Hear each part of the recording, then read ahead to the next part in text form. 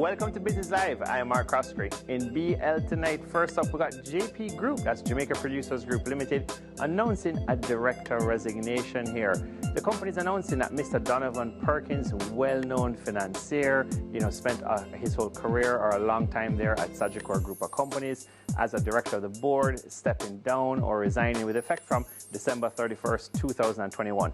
JP Group goes on to say what an amazing, fantastic contribution Mr. Perkins gave the company with a whopping 14-year tenure, something that we just don't see too much today throughout the board of directors of companies on the JSE. Now, FESCO Limited here coming out with an updated dividend policy. We like to see it. Talk about FESCO giving us some Christmas season here a little bit early, coming up this weekend right here in Jamaica, ending the year with a bang. The board of directors of FESCO Limited have approved an annual dividend of a minimum of 25% of net profits to be made available for distribution twice per year, subject to the need for reinvestment of the company.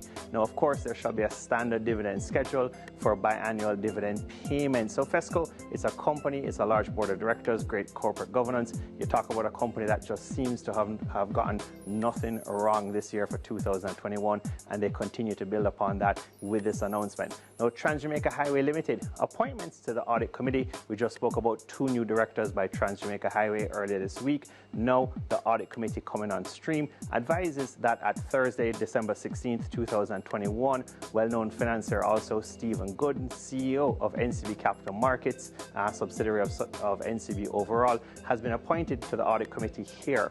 Now, CAC 2000 Limited appointing an interesting role here position, first time in the company's history for CAC 2000, Director of Customer Experience. Now, so this is a company, indoor environment control company, well-known. Some persons just like to call them, the AC company, the air conditioning company, but we're going to get that technical terminology right. And the company proudly announces the appointment of this role for the first time in the history of the company. It's Mr. Colin Roberts assumes the position effective November 1st, 2021. The announcement coming out now. Last up, Honeybun 1982 Limited, trading activity by a director. The company actually discloses transparently. It's by Michelle Chung, director, well known within the Honeybun team, CEO of the business, etc. And it informs that the director selling down here 3 million shares of Honeybun 1982 Limited on December 14th, 2021. Now, an interesting development also, we are seeing, of course, companies and other companies taking big positions in public companies. Honeybun coming out and putting out their top 10 list, and we're seeing a new entry point in here.